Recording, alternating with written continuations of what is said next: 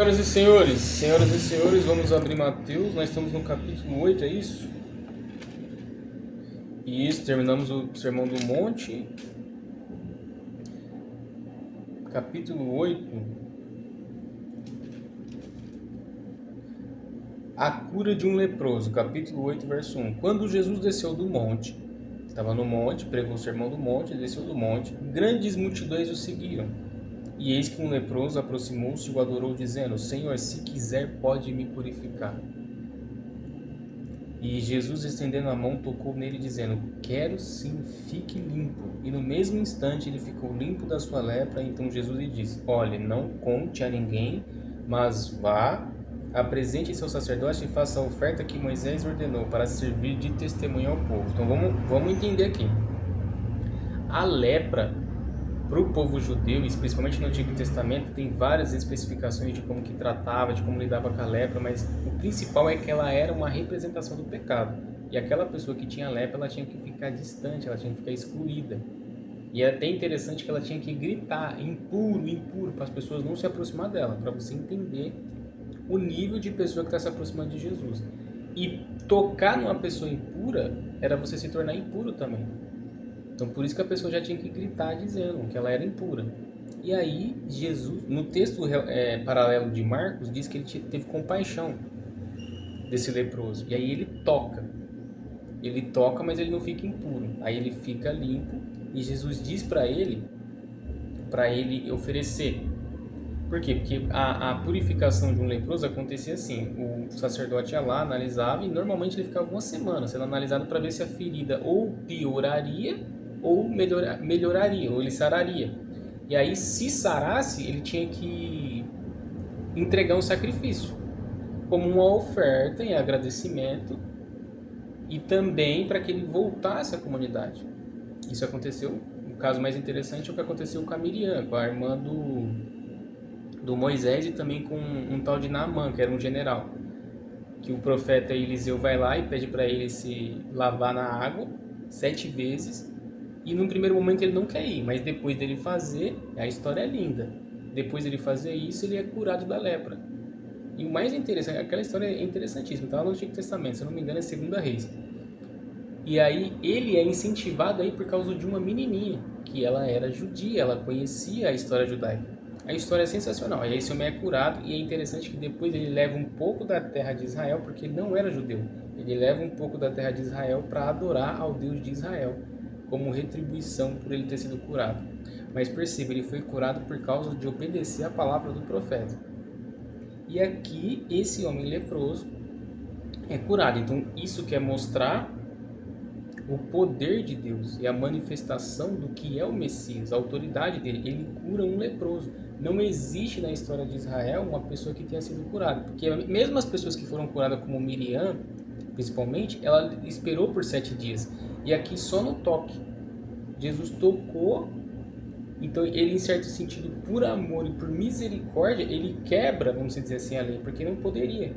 Mas ele, sendo o próprio Deus, ele pode, em certo sentido, quebrar a lei e fazer aquilo. E aí o homem é curado. Aí ele, para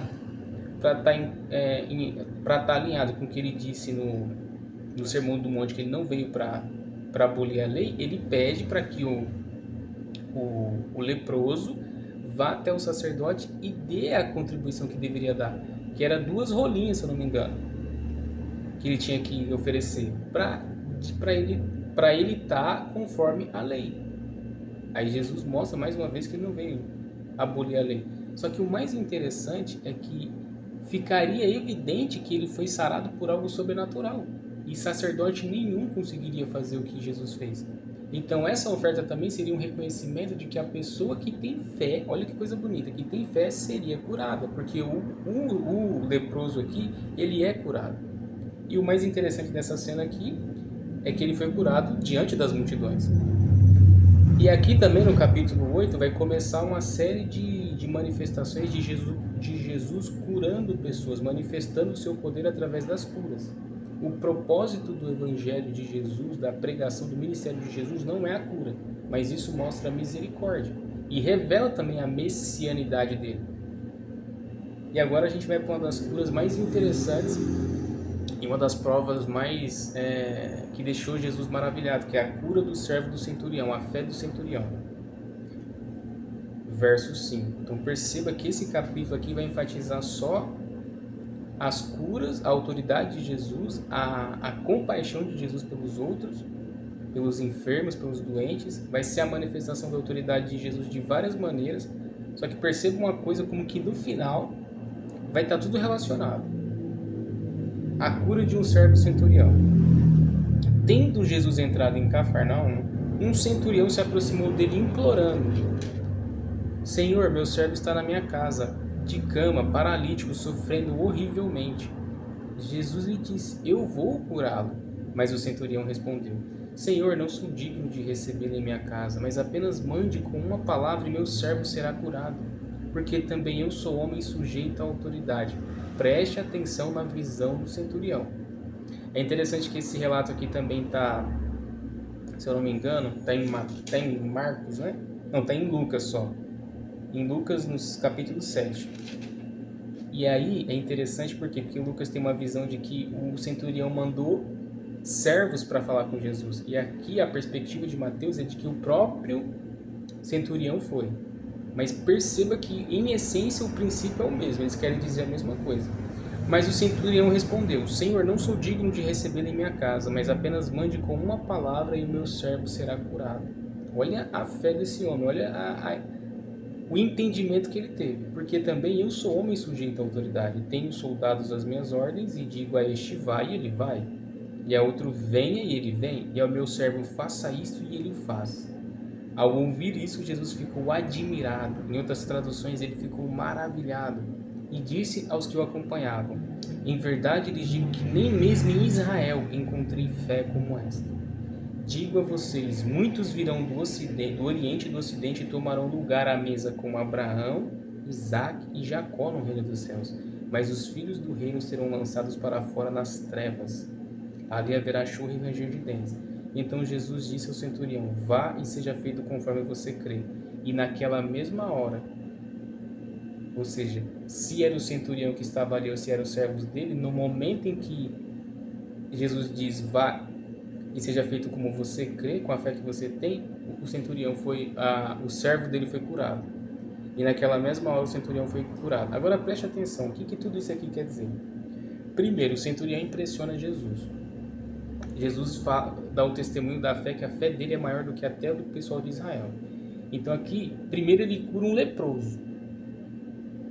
Ele cura o leproso, que a lepra era uma coisa conhecida por todo judeu. Então ele mostra que ele é mais poderoso do que qualquer profeta que já existiu. E outra coisa também, fica bem evidente que só Deus poderia fazer a cura da lepra surgir só com o toque. Isso fica bem claro. Aí agora aqui já é um cenário diferente, é um gentil. É um centurião, ele fazia parte do Império Romano, das pessoas que oprimiam o povo de Deus. Porque naquela época o povo judeu era oprimido, era governado pelos romanos.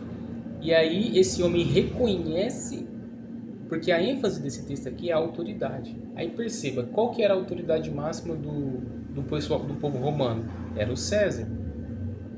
Então esse homem aqui, ele sabia que ele comandava uma tropa, porque um centurião normalmente, eu acho que ele tinha 100 pessoas normalmente a serviço dele. Ele diz: eu digo para qualquer um, vai, ele vai. Mas não é por causa da minha autoridade em si. É porque aquele que eu represento uma pessoa que está acima de mim. Porque eu sou submisso a ele também, que é o César.